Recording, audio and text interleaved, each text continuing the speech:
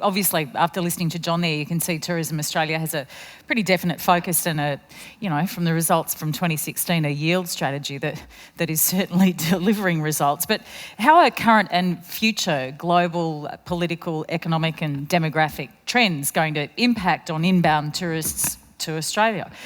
How big is the opportunity? We just heard John give us a bit of an idea there.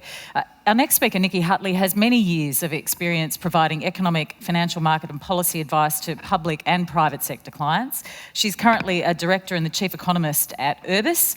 Before joining Urbis, Nikki worked at Access Economics and was the chief economist and director of New South Wales Economics at KPMG.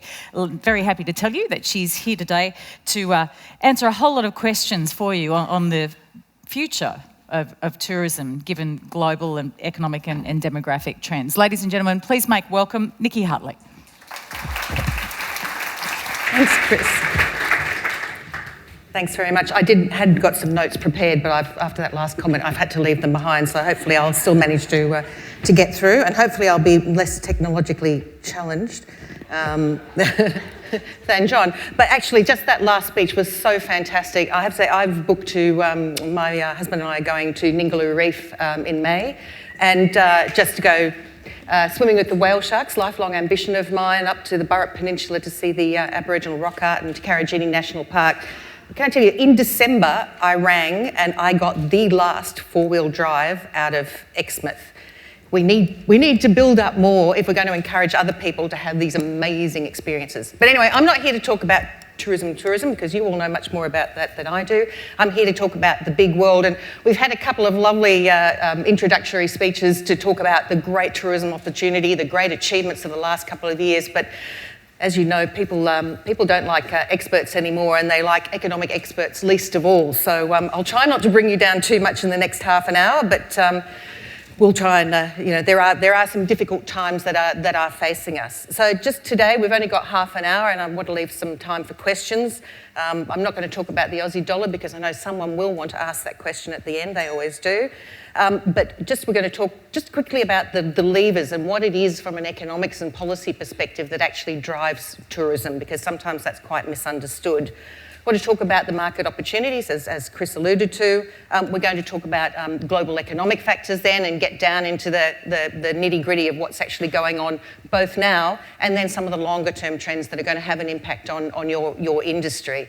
It is a critical industry for Australia, but at the moment it sits over just over 3% of GDP. It's actually gone down a bit since the peak reached after the Olympics. So there is a massive opportunity here.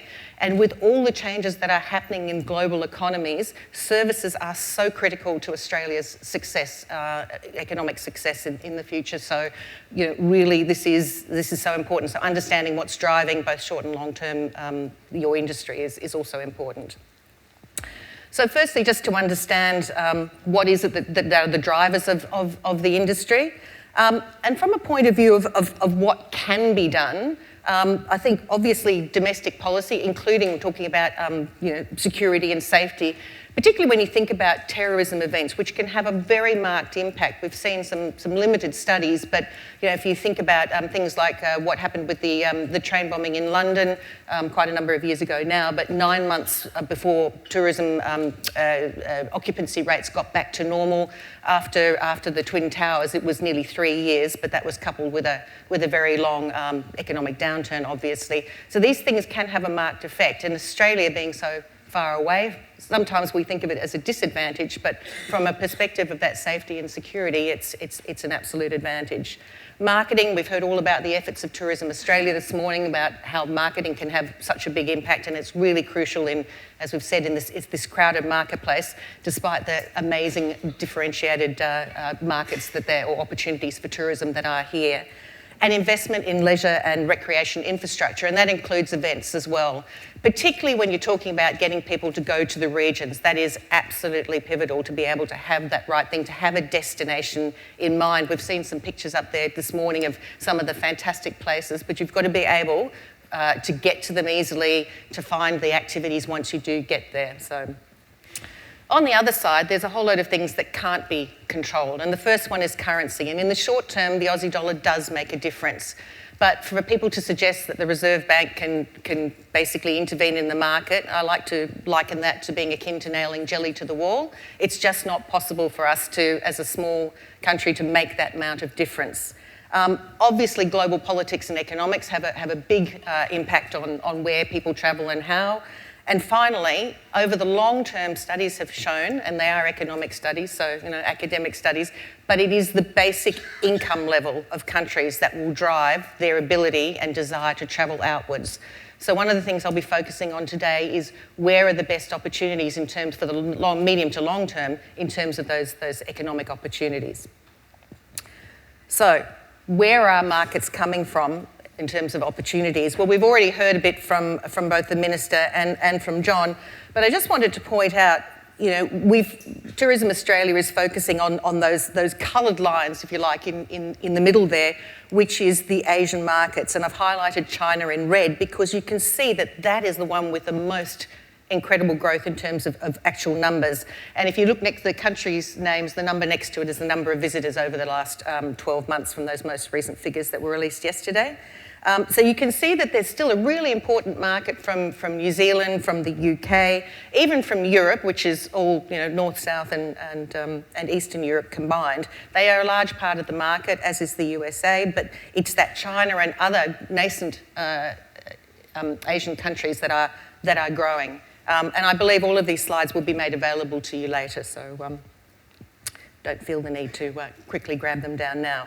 But just looking at those big spenders, and the reason I put these up again, it's not just the number of tourists, it's the amount that they're actually spending, the length of time that they stay. And we can see that China is well and away, even though there are more visitors from New Zealand at the moment, or have been, the spend is absolutely much, much larger. And it's growing at a very steady rate. And it is across other countries. Interestingly, Japan, which has had a really difficult time economically, and I'll talk about that in a minute, the numbers again are growing after we had massive successful campaign.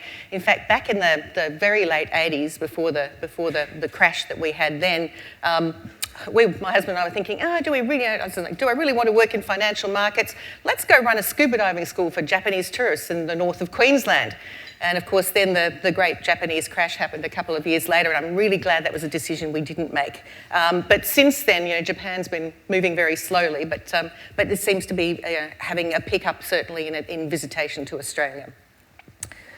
So looking forward, if you think about that slide I've just shown and where the growth is, the concentration and opportunity is all around Asia, and particularly in those countries. So that's where I'm going to be talking about for the medium term. But in terms of what's actually affecting your planning for the next couple of years, we're probably going to need to look a little bit broader than that. And so let's have a look just quickly at the global headlines and what that really means in terms of whether people are likely to come, what's driving them. And we couldn't start off this conversation without talking about President Trump, could we, really? I have to be very careful what I say here, but there's a lot about Trump that one finds quite hard to believe we're not watching some sort of strange sitcom, but there's a lot there that is actually very deep and meaningful that is going to have profound impacts for the global economy. Now, Wall Street, you would have seen, loves Trump, and it's not just the equity markets, it's businesses generally think that this is great. And the reasons are threefold as to why they like him. First of all, he's talked about lots of expenditure on infrastructure. America's infrastructure is, we can plan in Australia about some of our regional roads particularly, or lack of a very fast train, but in America the standard of infrastructure is a whole lot worse, believe me, and there needs to be spending.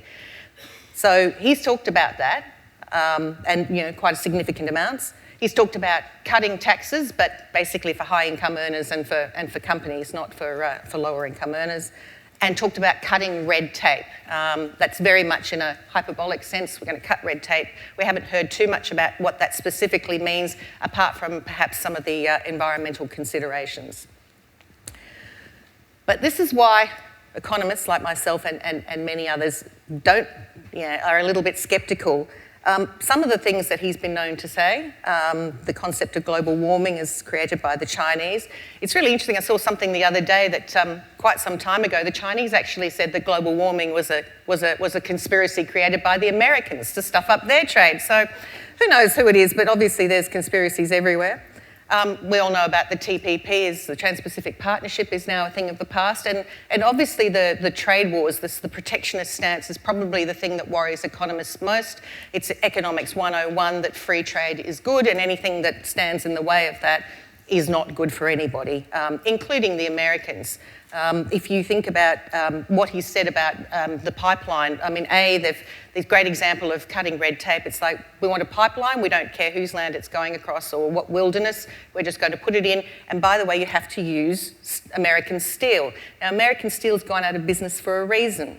So it's going to cost American taxpayers a lot more, as is the sort of protectionist stance that Trump's talking about, if it in fact comes to fruition. Lots of low-income families in America rely incredibly on Chinese products sold in Walmart. It means that they're going to have less disposable income for travelling if that's the case. Obviously, those people that are going to be worst affected are not necessarily those that are going to be travelling to Australia, but it will have ramifications right across the US economy if he's able to bring some of his policies to bear on that front. And then, of course, we've got Brexit. Now, there are a lot of people who said, and I was probably one of them, that this is going to have a very significant and immediate effect on the economy. And we found that that is not true. Investment has in fact held up. The economy is doing quite well. And there's a couple of reasons for that, we've probably overstated the impact of the Brexit vote. And that's mainly because we've seen a massive, nearly 20% depreciation of the pound, and that's acted as a shock absorber for the moment. But that's for the moment. We've just had the government approve triggering of Article 50. Now the real conversations begin. We know that Britain's over there, Europe's over there in terms of what their positions are.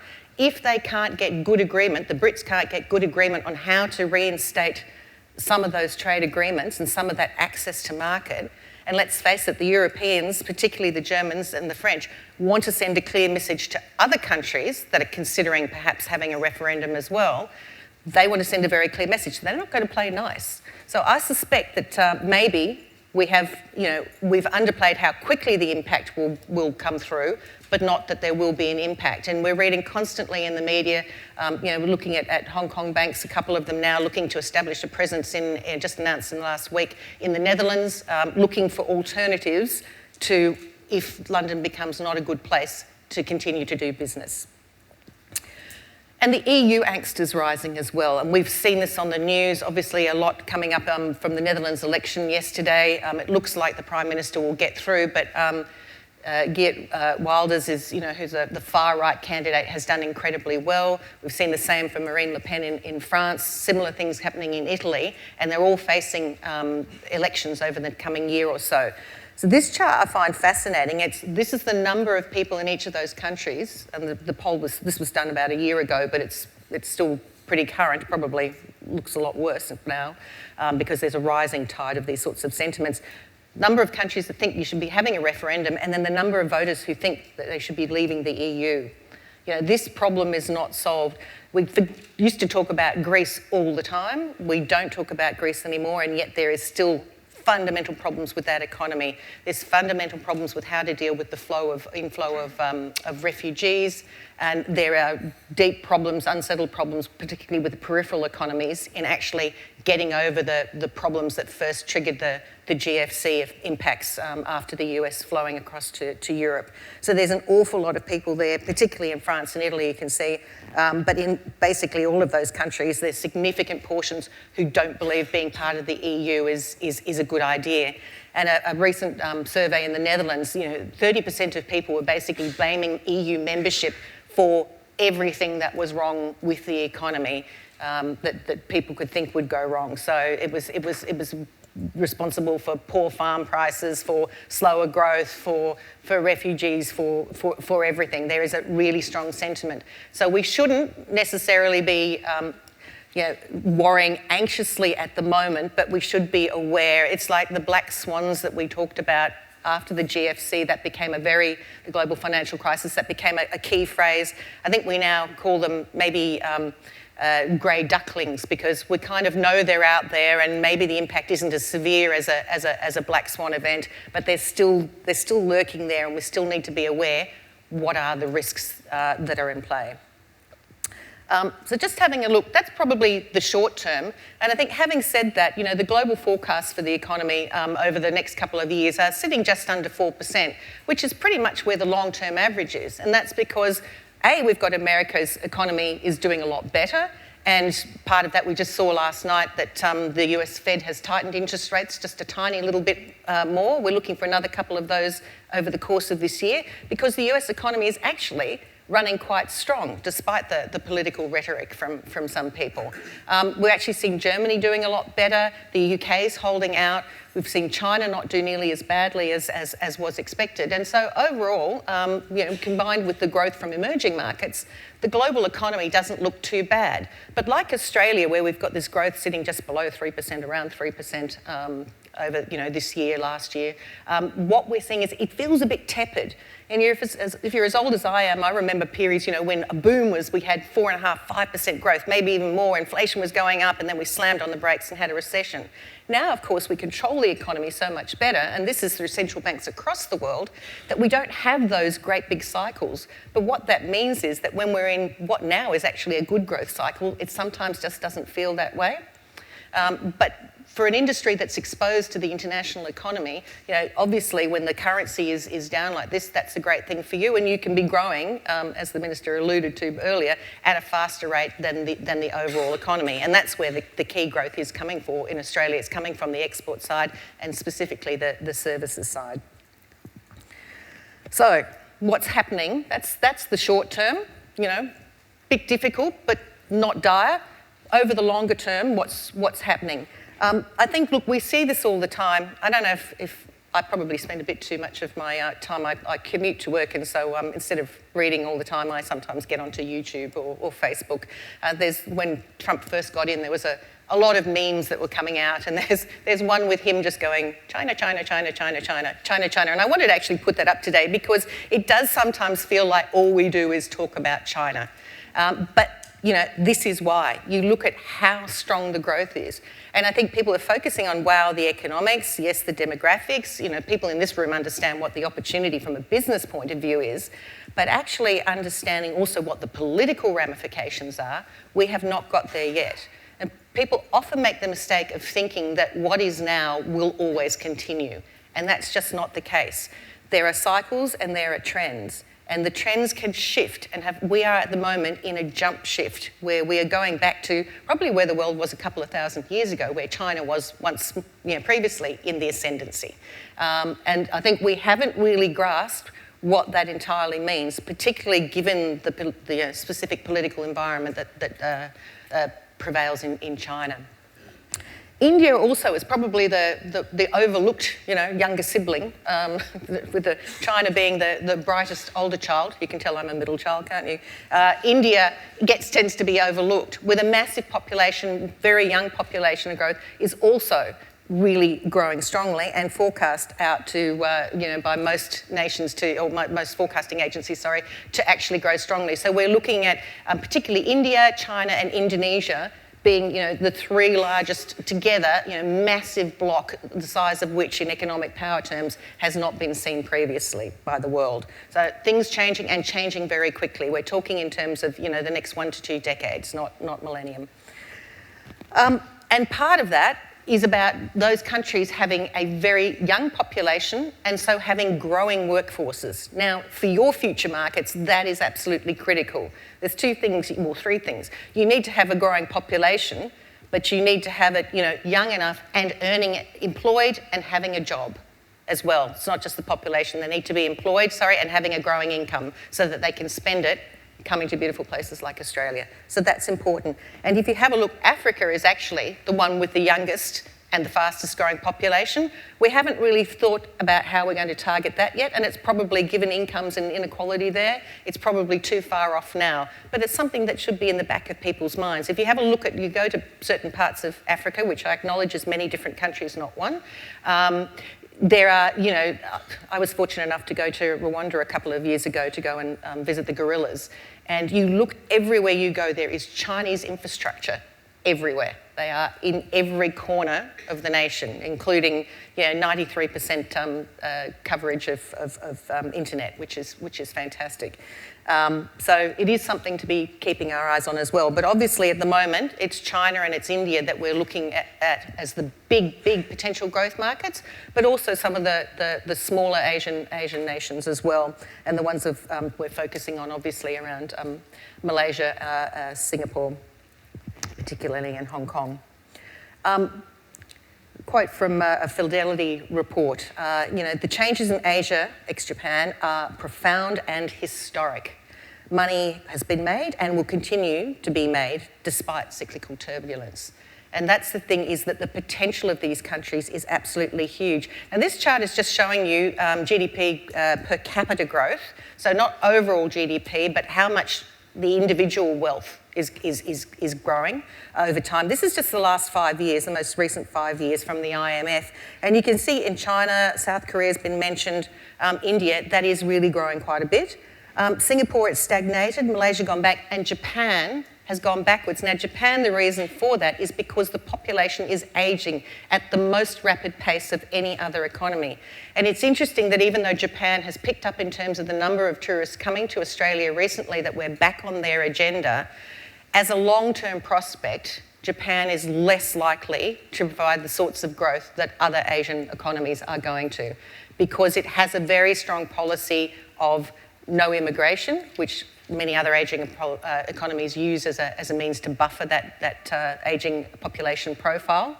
In fact, things got so bad, about 2 years ago, there was introduced for married couples, a nookie break. So that if you were married, you were allowed an extra hour off at lunchtime once a month to try and help, this is absolutely for real, to try and help the population. Unfortunately, it didn't have any impact, and so I think it's gone the way of other inspired policy breaks. But it is a challenge for Japan, and so the focus needs to be, I'm glad that's got everybody perked up. Right. So China, as I said, absolutely critical. Now, about a year or so ago, there were a lot of people that were saying, well, we don't believe the Chinese GDP numbers, and we don't, so I haven't put up a chart of the Chinese GDP numbers, but what they'd tell you now is that growth has slowed down to probably around just below 6%. It's a little bit below the target. But people were saying, oh, growth's really 3%. The real bears were saying, actually, China's in recession. And a lot of the people that were saying that were looking at, people tried to put together, if we don't believe the GDP numbers, what numbers can we believe? And of course, there are lots of partial indices, and there used to be one called the Lee index, because the former premier himself didn't believe the numbers and said to the statisticians, please make me an index that shows me what's really going on in our economy. And so it had things like investment in transport and electricity numbers, connections of telephones, all those sorts of things that were real time. And what that showed, that there probably was a slowdown in the Chinese economy last year and the year before to maybe a little bit over 4%. But what's really gone on is this huge shift that most people don't understand towards the services sector. So services are now more than 50% of the economy, just. Huge transition. So to think of China as this great generator of manufactured goods, that's incorrect. Wages have actually been rising in China, and China is becoming less competitive in a number of these markets. So they're going offshore to places like Vietnam or Thailand or Nepal. They're moving offshore, and China is moving more into the services sector, which is both a great opportunity for Australia to provide those services, but also a threat, particularly when you think about health and education. The one thing they can't compete on, though, is tourism, because they don't have an Uluru or a Great Barrier Reef or any of the other iconic destinations that we have.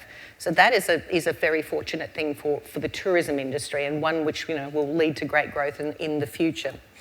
But one of the reasons why, and this is why I was always probably on the fairly optimistic side about China, is because when you have set growth targets that are set by a national forum for a 5-year plan, it's not a great look in a big country to go too far from those targets. And so even when you allow for some fiddling with those numbers, it meant that the Chinese government had to spend more, even if they were reluctant to do so, on infrastructure and other spending to boost the economy. And we can see from this chart that that's exactly what they've done. They've started to pull back a little bit more as the economy started to pick up again in 2014. But then we had another slowdown, and so there's a balancing act going on at the moment. The one thing that does worry me about China medium term is the level of debt. And you would have read about this in almost any newspaper over the last probably year or so. It's become a heightened issue for the Chinese economy. A lot of this debt has gone to state-owned enterprises that have either losing money or terrible returns on investment, and they're crowding out investment in the private sector, which has much better performance. More than, again, about 80% of businesses in China are actually private sector. It's another statistic that people often mistake. It's not the economy of certainly when I was growing up. So this is something we need to worry about, but it's something they can do something about. So I'd say, if they don't deal with that debt, then there is a real risk that Chinese growth could slow down. I don't see a recession happening, but could slow down as low as 2 or 3%, and that's not good for any part of Australia. But if they acknowledge the debts, particularly state-owned enterprise debt, the government has plenty of reserves with which to refinance, write off debts, refinance, recapitalise the banks, and get this problem sorted so that it's not acting as a constant drag on the economy and a potentially accelerating drag. They can do that. There is one other risk that I see very close to the Chinese economy, both short and long term, and that's this guy. I couldn't resist, because his belief in that America is great and this isolationist stance is absolutely core to the Trump beliefs. Now, let's hope that he doesn't have, and it doesn't appear that he has, widespread support by Republicans in the House. But the talk that is coming out is quite disconcerting. Obviously, from an Australian policy perspective, our government is looking to do deals with other countries. We've got trade agreements with a lot of other countries. Perhaps if China and the US get involved in some sort of trade war, there are areas where Australia could even benefit, and that may include from tourism, increased beef sales, all sorts of things, increased sugar sales, but to China. But at the moment, it's not a good thing for anybody to think that we could have this sort of a trade war going on. So I'm getting very close to the end, so we'll just quickly run through some of those other economies. Obviously, there's a lot out there in the world, so a quick summary. Look, South Korea is actually, pretty much like Australia. It has a lot in common with us. It's got a very democratic system of government, although obviously what's just gone on with ex-President Park has not been great. But it's got a similar growth and debt profile to us, but a very, very strong current account surplus, and so the opportunity to stimulate growth should it slow. It's around 3% at the moment, so not too bad. Japan, as I said, look, more than 2 decades of sluggish growth, and it really doesn't matter what you do. The 3 Ps of fundamental growth, population, participation, and productivity. If you don't have the population growth, they've also got very low female participation. That's a cultural thing. If you don't deal with those, all the productivity growth in the world won't give you more than 1% economic growth overall. Singapore, has been a massive, one of the Asian tigers for a long time, but is now probably slowing down. Was that one-off hit? We've become much more integrated, and so a lot of the boost that's gone to Asian nations, particularly the tigers, from joining into the world global supply chain, is starting to dissipate. They're particularly exposed the Singapore economy to trade, and so they're going to, particularly if Trump does, start to interfere with global markets and trade, then obviously that's a risk to Singapore. India, look, they've been through a difficult time just in the last couple of years, but it is fascinating to watch what's going on there, particularly Modi's belief in and ability to get through reforms on tax, on regulation, on a lot of things that worry people about doing business in India. So I think there's a really fascinating and exceptional opportunity there. There's, in per capita income terms, still well behind China, so a big growth path. a lot of that's because, like all of these countries, including Japan, inequality is quite high.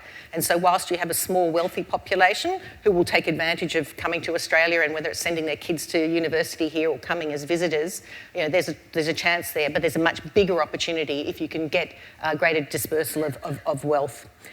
Malaysia, again, is actually one of the standouts in terms of economic performance, and so a good opportunity for us.